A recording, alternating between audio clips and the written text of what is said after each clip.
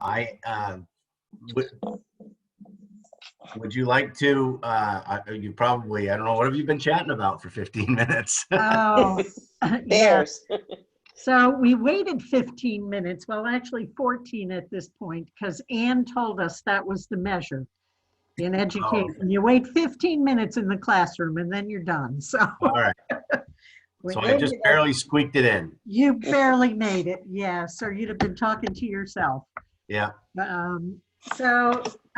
Dave, the format really is Q&A. I mean, we do Okay. ask you for a little introduction. I think folks, Sure. many of them will know who you are, but if you introduce yourself, tell us a little bit about what a watershed forester does.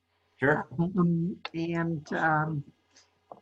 Then we'll ask you questions, and Okay.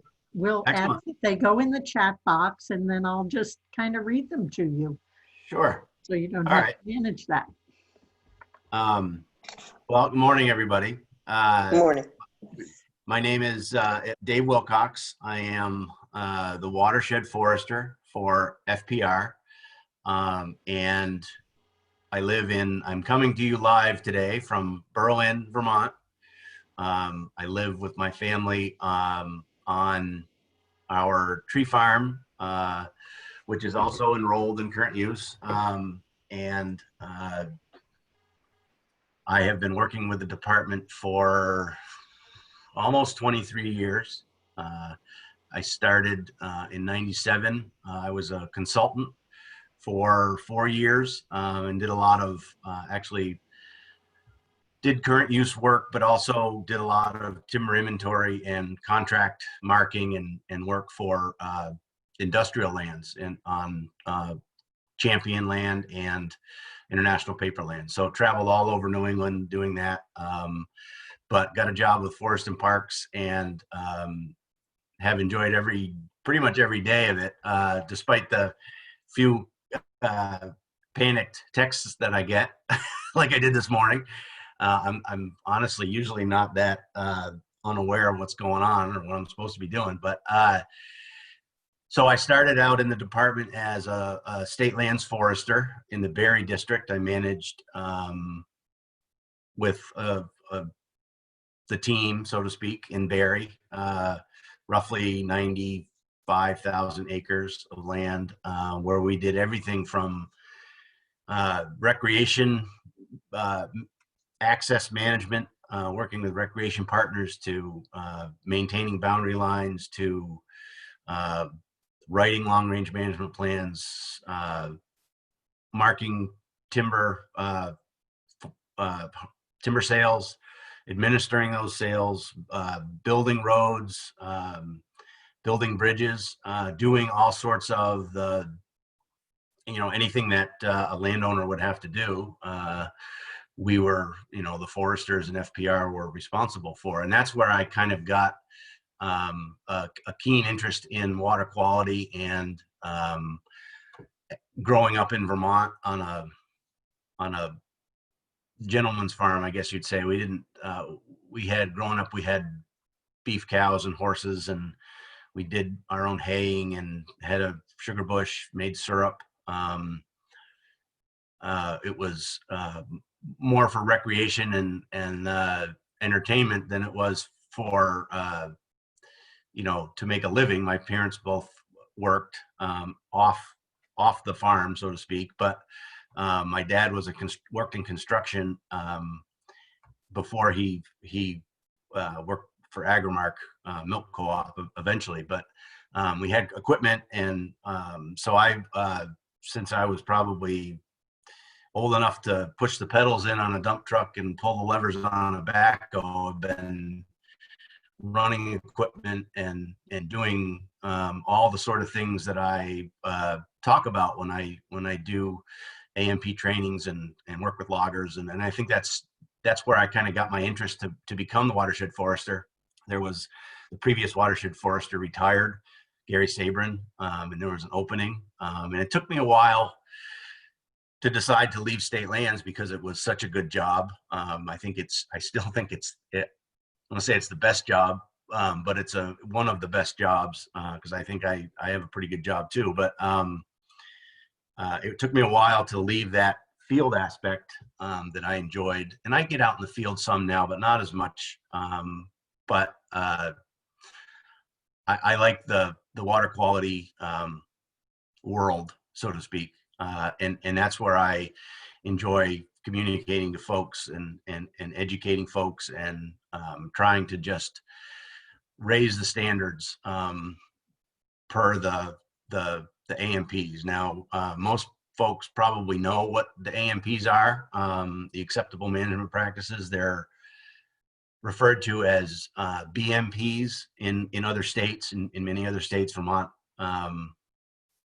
we call them the acceptable management practices, but really they're the same. And this book, this is my little sticker because I know it's mine and I write in it. But this is the AMP manual. Does everybody have the AMP manual? Nod your head if you do. Excellent. There's one. No, I see a no. Okay. So it is the water quality guidelines in the state of Vermont for harvesting in the woods. In the AMP manual are the AMP rules, which are the approved through the legislature official on the books, so to speak, rules related to water quality and logging operations. The manual goes into more depth about those rules. And this document replaces the old, usually have one laying around, but I don't right now. I don't see one. The old manual, which was just a smaller orange book. And that was both, in that situation, both the rule and the guidelines. It was all in one. And we separated this out so that we can make amendments and changes and updates to the guidelines, but the rules will stay the same unless we go to rulemaking. And we don't want to do that if we don't absolutely have to, because that's a long process through the legislature. And we can do it if necessary, but we feel like the AMPs, the first set of AMPs went into effect in 1987, and they lasted until 2016. So we had almost 30 years of that rule, and then we actually went back in 2018 and made a few slight modifications to those new rules, and now we have the 2018 rules, which are part of this manual. There wasn't a manual in between 2016 and 2018. This document took a lot of time to do. Plus, we knew that we had to revise the rules, so we didn't want to make something that was only going to be good for a short period of time. So, and if you look at the, and stop me, Kathleen, if there are questions that you think would be helpful to answer anywhere along the way. Yeah, and so Dave, I'm curious about what's the impetus for changing that rule? I mean, has something happened on the ground that required that change? Yeah, well, yes, and it's logging. The logging industry has been, is always changing, just like a lot of industries. The way that we did work in the woods and the equipment that we used and the practices that we did in 1987 are very different than what we do now. So, but that wasn't a light switch that changed in 2016. We recognized that there were changes, and it finally, came to the point. We started the rule changes way before 2016. I don't want to tell you how long it took to get us through the rulemaking process and the public involvement process. It was several years before from when we started the rulemaking process to when the rule went into effect in 2016. So, so the new rules, we talk about providing more space between the disconnection practices of, and a lot of it was just, what we've learned over the years, that 25 feet between, or mulching for 25 feet outside of a waterway is not as good as 50 feet, and that intersection between the stream, the waterway, and the riparian area is very important to sediment discharge and sediment movement. So one of the changes to the rules is that we extended how far back from the stream you have to mulch, just to stabilize that area for a larger distance. And also, we talk about or we changed the some of the wording in there are so many discussions that we had. I'm trying to recall the easiest way to, or come up with the easiest way to describe it. But basically, it's the acknowledgement that sedimentation is in many of the places that we have skid trail. Vermont is a very topographically rich state. We have a lot of steep slopes. We have a lot of difficult areas to access, and in many ways, the AMPs are best case scenario. Even though they're called the acceptable management practices, they call out activities that aren't always possible in a state like Vermont with the topography the way it is. And so we made it more clear that in some cases, in some instances where you can move a road or a trail away from a stream to get it out of the buffer, that was required. That's what you should do if you have the ability to do that in terms of the space. And but there are places where you can't do that, and you have to utilize the trail that's next to the stream in the buffer when the AMPs call for not having skid trails in the buffer. So the new rule basically just clarified that fact and stated that when you do have trails that you can't move, that are there because of physical constraints, you have to apply all necessary AMPs, and you can't use it unless it's stable. So it instead of, and part of that was to protect landowners so that someone couldn't claim they were violating the AMPs, even though they were not having any kind of discharge or issues, but just because they had a skid trail in the buffer. And so that's a long-winded description of probably, to most people, a very minor change, but to many landowners and land managers, that was very important, because it recognizes that some of those trails are going to be or have to be in the buffer, but it also recognizes that stabilizing those are the priority, and that you can't use them unless they're stable. So which makes the other information in the AMP manual very helpful, because it describes how to do that, basically. So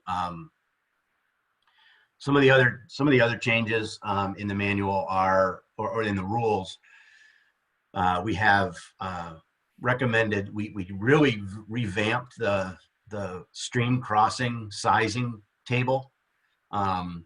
So in 30 years of monitoring the AMPs and keeping track of where we have complaints, and doing assessments. We did in 2012, we did a timber harvest assessment. I don't know if any folks were contacted about that, or when we did that, we went to a random sample of timber harvest in Vermont, 83, that we surveyed and assessed for all sorts of things, from aesthetics to regeneration to soil compaction to water quality concerns. And we determined that, or one of the findings that we had was that stream crossings were the biggest source of sedimentation on logging operations. And that's not really a surprise, but we have very good numbers for that sample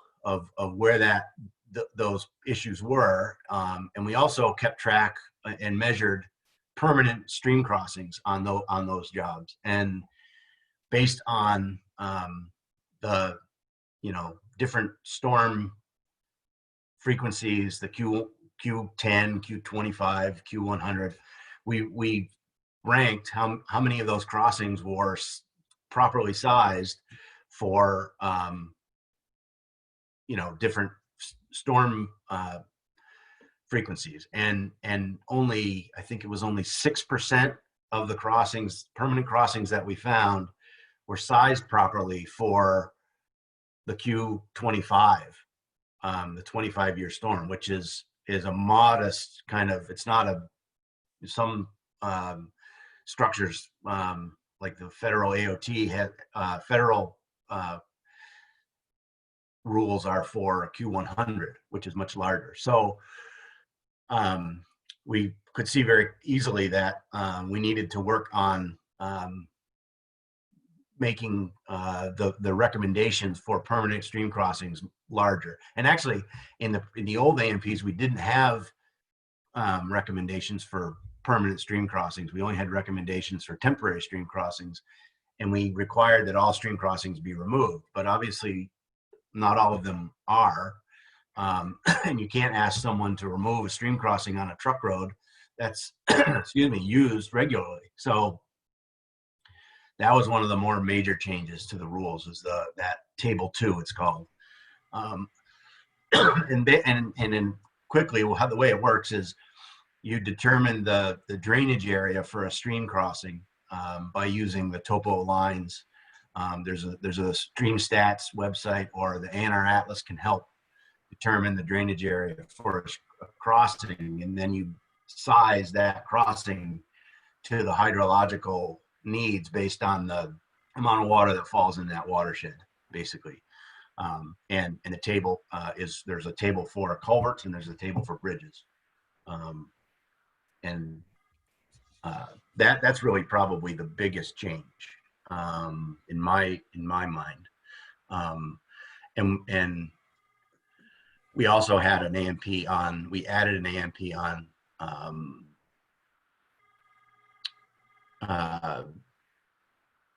chemical specific to hazardous material, which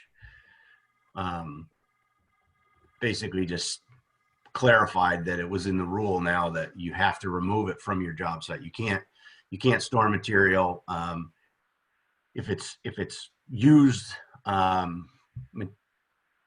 oil. It's hazardous waste, and it has to be removed from the site immediately, basically. So Dave, Alicia is asking about who enforces the AMP rules. And I kind of want to tie that in with another question too. A lot of what you're talking about is very technical in nature. Mm-hmm. Yet landowners are responsible for making sure those AMPs are followed. Is that correct? Yes. I mean, the ultimate responsibility is with the landowner. Yes.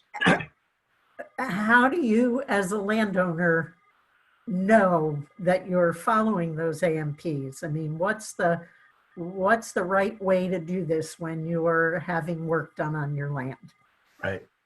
Right, and that's a great question. And so I'll start with Alicia's question with who enforces the AMPs. So in Vermont,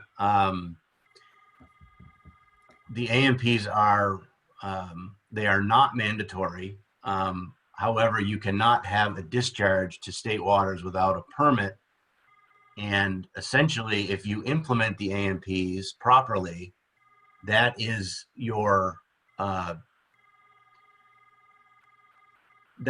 permit, quote unquote, to have a logging operation, where we all know that when you work in the woods around a stream and you cross a stream, it's impossible to not have a discharge, at least, even as and we're talking about slight discharges. We're not talking about just driving across a stream and dragging mud in and that sort of thing, like was done back 50, 60 years ago.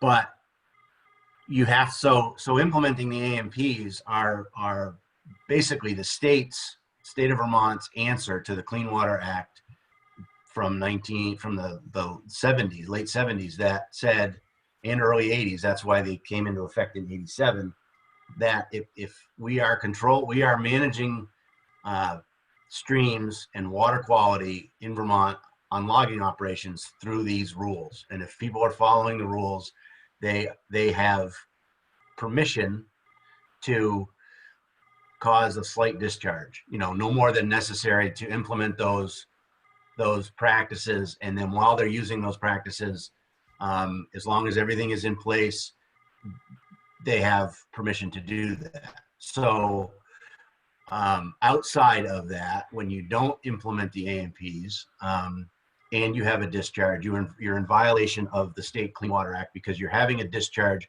without a permit. And what that means is you're having a discharge without implementing the AMPs, which would serve as a permit. And it's a complaint-driven process in Vermont. I'm the Watershed Forester in the main office in Montpelier, and there are 4 foresters around the state that work for FPR, that work in the district offices that have AMP responsibilities, basically.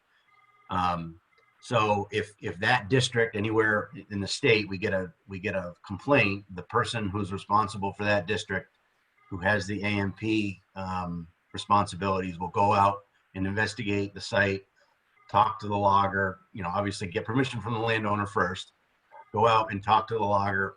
Sometimes the loggers are gone, and we get the complaint a year after they've left. And if there's still a discharge and you're a landowner and you're responsible for what happens on your property. And if there's a discharge after the fact, you have to stop that discharge and stabilize the site. If the logger is there, obviously the logger would be held responsible because they did the work. And in most cases, it's a simple, oh, sorry, we didn't put the water bars in before the storm came, or yeah, I know I should have brushed that in more, but we were in a hurry, whatever. They have an excuse. They kind of get, nobody likes to have the state show up and tell them what to do, but in 99% of the cases, they comply, and we keep track of all that in our AMP database. And we know who are repeat offenders, sort of thing. We know the history of complaints, but very few end up going to enforcement. But we do have a process through the environmental enforcement officers to assess penalties to loggers if they cause a violation. And although it doesn't happen very often, but a landowner can be also penalized for discharges if they are not responsive to fixing it, or if they are directing the logger to do the work that causes the discharge. And that's difficult to determine all of those things. But in most cases, the loggers are the ones who are doing the work and responsible for implementing the AMPs. And they're the ones that are the focus of the enforcement. But as a landowner, the number one thing that you can do to prevent any of this, these negative effects of harvesting to happen, is to hire a forester. A forester's job is to be the liaison between the logger and the landowner, so that that each party is represented, or they can interpret the landowner's goals to the logger, and they can express the logger's concerns and interests to the landowner, so that everybody so there's an impartial kind of discussion there. And so first, hiring a forester; second, having a timber sale contract that specifically designates or delegates the A&P responsibilities to the logger is a very important thing to do, because that shows that as a landowner, your responsibility of water quality, you understand that, and you have conveyed that to the logger. And worst case scenario, the logger does a terrible job and in the dead of night leaves it with all his equipment. You have that contract that says, yes, I understand the water quality laws, and I gave that responsibility to the logger, and you protect yourself from, well, hopefully that contract would be strong enough that you could have an action against the logger to recoup the money that it costs to fix that work, because that's what, it costs money to implement the A&Ps. If they were free and all that work just happened, and everybody loved to do it, and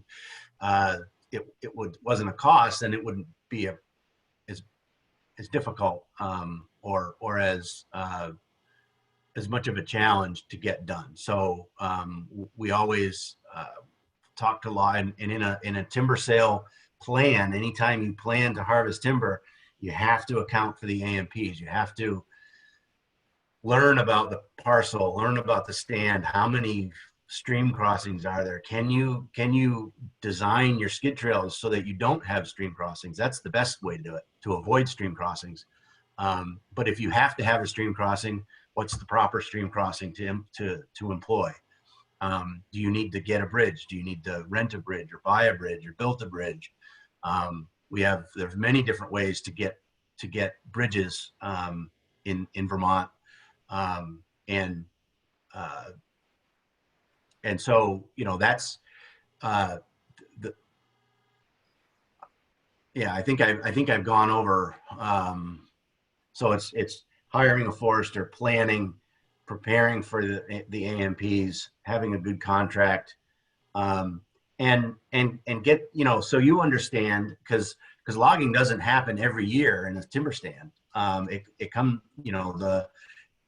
you might have a harvest and then not see any more work for 10, 15, even 20 years. So in between, you want to understand what's going on in your woods. So if you have the A&P manual and you look up and read and kind of understand the principles of streams and water quality and soil movement, you can, in between those logging operations, have an understanding of what's going on and identify when there are problems and issues, and then move quickly to get those issues fixed, because the benefit of staying on top of your water quality is you protect your infrastructure, essentially. I mean, it's also clean water and all the benefits of clean water, but it's your own infrastructure that can suffer, and you don't want your trails to wash out. You don't want your roads to, the water bars to fill up and your roads to just have a big storm and disappear. So keeping on top of the erosion issues and water quality issues is important. So Dave, I have another question here from Bonnie, who has the Machia Wilderness Camp. She says, we just purchased land on a pond. There's an area that has silted in over the years, but it would make a great fishing area for the campers. Who do we need to talk to about cleaning out that silt and making it a nice fishing area?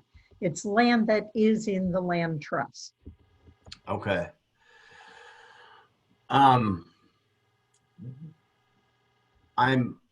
Do you know if that pond is greater than 10 acres or is it less than 10 acres?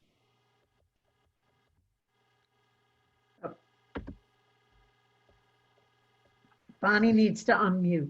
Okay, it's greater than 10 acres? Wait a minute, Bonnie. I think I could see her saying greater. Okay. Yeah. She's agreeing. So, all right. So lakes and ponds that are greater than 10 acres are subject to the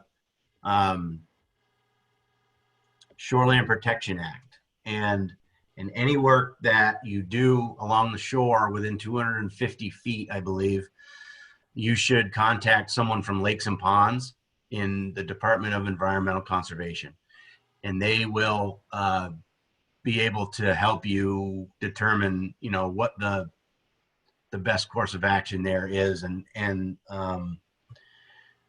I don't know about the dredging aspect. I do know, in terms of or cutting trees, whether you have a management plan and are harvesting for long-term forest management, or you have a camp lot and you want to build a camp lot, there are regulations on how many trees you can cut. Each size tree is, and the understory it's a little bit difficult to follow to figure out the scoring system, but essentially there is a way to do that sort of thing within their parameters, and the best thing is just to call the Lakes and Ponds folks. And I think it's Misha Setner, who is the Shoreline Protection Act lead. I believe that's correct. And his office is in Montpelier normally. So, but yeah, that's a good question, because, and if it's smaller than 10 acres, honestly, I don't know. I think you would still want to talk with someone in DEC before you did any work below the high water mark of a pond that was even smaller than 10 acres. The harvesting trees around is different when it's less than 10 acres. So are there any other questions? And one other thing I might just add is, I wrote an article for the last episode, or the last for the last issue of the Vermont Woodlands Association newsletter, printed newsletter, and about AMPs and the forest landowner. So I would just suggest, looking at that to get some further information on that. And essentially, I recommend people, some of it is very technical in the AMP manual, but the principles are relatively simple. And, if I had to say what were the key principles, it would be disconnecting roads and trails from streams. And what that means is don't allow a direct path of water to flow from a road or a trail into a stream. Divert it with a water bar or a broad-based dip or a cross-drain culvert. If you shed your water into the ditch, make sure there's a cross-drain culvert before that ditch goes into the stream, and then allow that, which allows that sediment that's carried by the water to dissipate and fall out in the riparian area before it reaches the stream. So that's what disconnection means. And then the other principle would be to not allow water to flow for any long distance, whether it's near a stream or not, because the erosive force is much greater when the water picks up speed. And if you have water bars, that's why on steeper slopes, the water bar spacing is closer, to prevent the water from gaining speed and having an erosive force, which can move sediment and erode the road or trail. So, and then the third would probably be understand what a forest buffer is, and protect that area immediately adjacent to streams. And if the slope is greater, make that buffer area wider. The table increases width as the slope increases. And then manage that riparian area for its health and continued productivity and ability to be forested, because vegetation and all kinds of all layers of vegetation, not just trees for shade, but also understory vegetation for slowing water, and also, you know, they're very important to habitat as well. You know, a lot of these conservation practices that we talk about are not just water quality; it's water and habitat, and soil productivity and all those things as well. So those would be my three big ones: disconnection, keeping water courses short. Obviously not streams, but and then protecting riparian areas, forest buffers, I guess is the term we use. Thank you, Dave. Alicia has put a link in the chat box to the AMPs online. Oh, excellent. So, yeah, if anybody wants to download those, that would be great. I also have hard copies I'd be happy to send. And you could just ask me for those. Yep. info@vermontwoodlands.org, and I'd be happy to mail you a booklet if you prefer that. Dave has provided those for us. Yep. And also, if anybody visits, well, I say that now I realize nobody's there, but all of our district offices have extra copies, and I've asked them to offer them up to anybody who is interested, and they're free.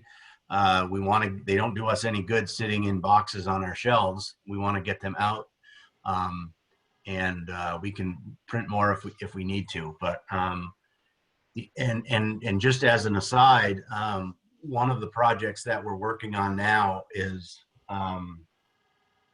to create a AMP app for your phone, where you would be able to access in a much easier to read version the AMP manual, the online manual on your phone, and it would be searchable by topic, and you could find the tables, and also it would have some tools that would allow you to calculate slope and therefore buffer width directly from holding your phone at the right angle. We're looking into the ability to collect a location and calculate drainage area, or have some kind of map viewer that will allow you to better determine the stream crossing. The connectivity piece of that is a little bit challenging, but that's, look for that coming down the pike. We're in the beginning stages now of we have it all designed, or in theory we need to go out to an RFP and find a contractor who can do that. We did do an RFI, so we know who's out there and what they can do, and we're just trying to get that process moving forward. So I think that will be very helpful, and it also allows, there's also a component of that app that will allow for better planning. You can create a map and walk a site and determine how many water bars, how many crossings. They will all get saved in that in a table, and then you can apply a cost estimate for each practice, which would in turn give you an estimate of what the AMP implementation would cost on that job. Could be a very helpful thing for loggers and foresters who are looking at and bidding jobs and so they don't forget the AMPs, because that's like I said, oftentimes what it comes down to in the end is all the wood is trucked, but they still have to come back and do the AMPs, and knowing that ahead of time makes it easier to afford that and to be prepared. So we're talking about AMPs as they relate to logging operations. Yes. And you did say they are not mandatory; they are voluntary in the state of Vermont. Yep. If you're a landowner who isn't harvesting timber, who doesn't have any logging going on, I presume there are still things that we can do that help improve water quality Mm-hmm. in Vermont. I mean, Yes. that as woodland owners, we're kind of part of a solution. Um, Yeah. and and what might those things be? Yeah. That's a great question. I think that even if, and we see this managing state land all the time because we have parcels that were managed by other folks in the past that haven't seen logging yet. Those trails weren't closed out properly. So some of those trails have, in some cases, become stream channels because water's been allowed to flow directly down the trail the whole way, and they just look like a stream now. But you can clearly see in many cases that they were just a skid trail that wasn't closed out properly. Or we have places where a crossing was installed and used, and maybe that crossing was just an undersized culvert that may have worked temporarily for a few months because the likelihood of a big storm, and that's really what we allow temporary crossings for 12 months and 18 months if it's a culvert or a bridge. And the reason is because anytime you put a crossing in, unless it's sized for a permanent 100-year storm, you're rolling the dice on how long it's going to be before a storm comes and wipes that crossing out. And if it's a year or less, that's pretty low risk. But we do see where people put in temporary sized crossings, but leave them in, and they get filled in with sediment. They trap debris, and you have maybe a blockage of the stream, and the stream jumps course and goes around that blockage, starts a new channel, and then eventually ends up back in the stream, or goes down the skid trail and ends up with what I just talked about, having a stream in a skid trail because the skid trail didn't have water bars. So all of these things are legacy issues, and walking your woodlot and trying to identify some of these legacy issues and making repairs, so to speak, pulling out that undersized crossing, putting water bars in that trail so that sedimentation stops, so that erosion stops, is a huge benefit to water quality. And when we talk, the dogs are going off. When we talk about water quality, we're not only talking about water that's dirty and affecting fish or affecting and plugging downstream habitats or washing out culverts or other structures, but we're talking about phosphorus moving into Lake Champlain. And phosphorus that starts in Mount Mansfield State Forest is going to eventually make its way in over years and years to Lake Champlain. And if that some of that is natural. I mean, we have to admit, and there is a underlying movement of soil streams. That's what they do. That's how Vermont got to be shaped the way it is through erosive forces. But what we're trying to do is reduce the amount of human caused unnatural erosion. And so walking your woodlot, looking for those undersized crossings, looking for those trails that aren't water barred, and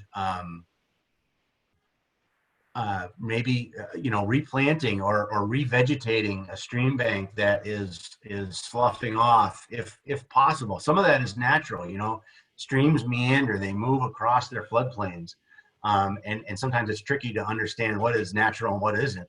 But anything you can do to prevent the unnatural human-caused sources of erosion are beneficial and important, and they're out there. They're everywhere. when we purchased our property, there was a lot of work that I did to repair the last logging operation, the ruts and the channels that flowed that really weren't channels originally. And that's all. It can be rolled into a timber sale, but it can be done if no harvesting is planned. It can be done at any time. Thank you, Dave. Rich wants to know who a landowner should talk to if they're interested in putting in new trails.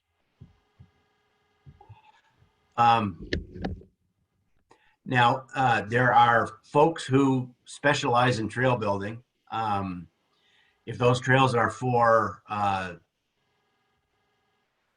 skid trails or bike trails or hiking trails, there are different standards for each.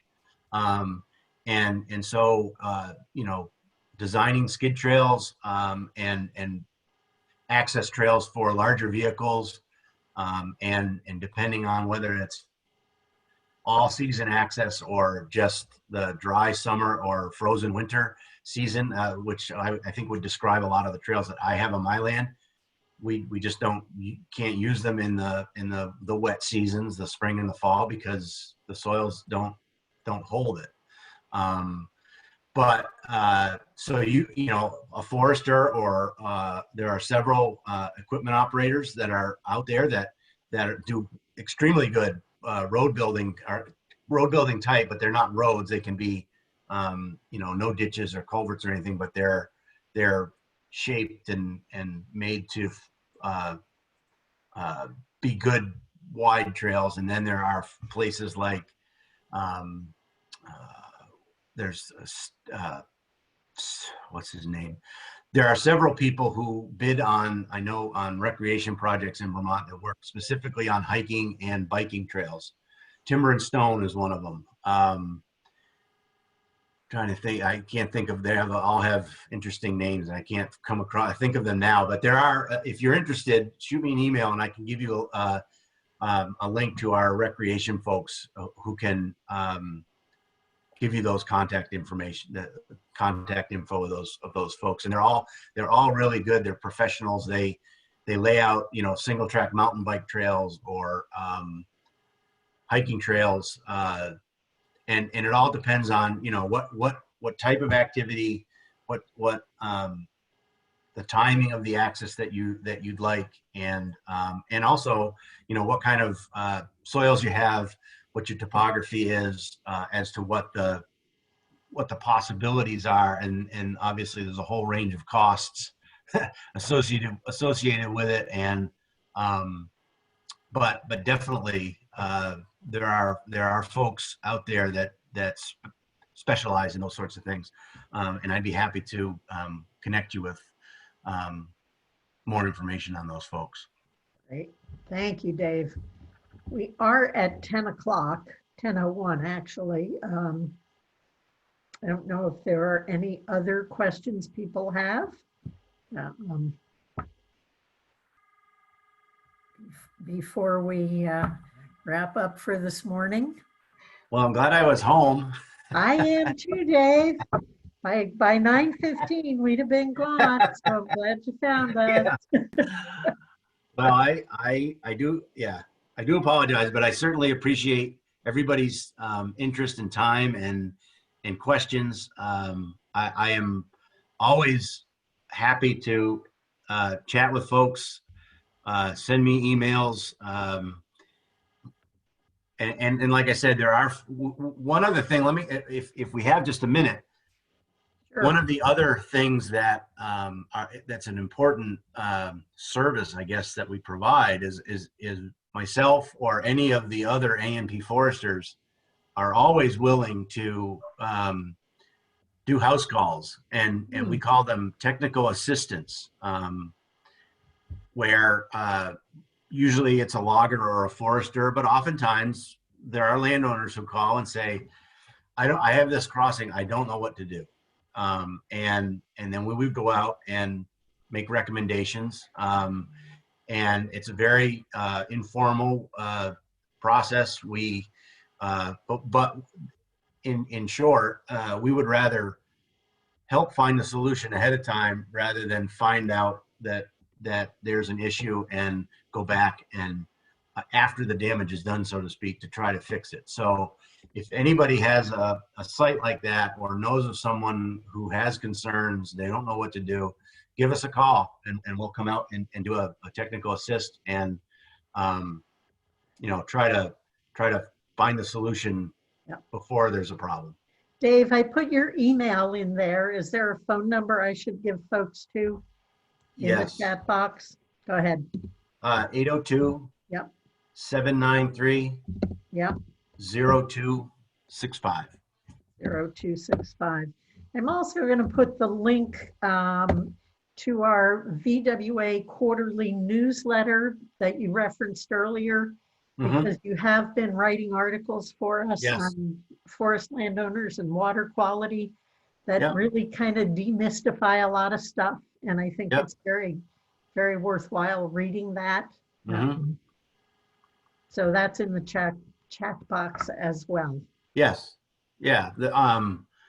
This next newsletter article is going to be on what we talked about, water bars. It's a very, very simple idea, but as important as anything else that we do out in the forest. And a lot of demystification of things. And I plan to go until I run out of ideas. So Great. until Kathleen tells me to stop. I'll never tell you to stop. Hopefully I can make water bars interesting enough. But I think, it's not a huge article, but it's informative. Good. So you can check the chat box, folks, and just get those contacts in that link. So, oh, there it is. I'm sorry. I can see how often. Yeah, you got to open the chat box. Yeah, I just found that at the bottom. Yep. So thank you all for your participation this morning and your patience while we tracked it down. Dave Wilcox. Yep. Thank you. Yeah. Okay. Glad you were all here. Thanks, everybody. Yep. Thank you. Have a good day. Have a good day, folks. Yes. Bye-bye. Bye.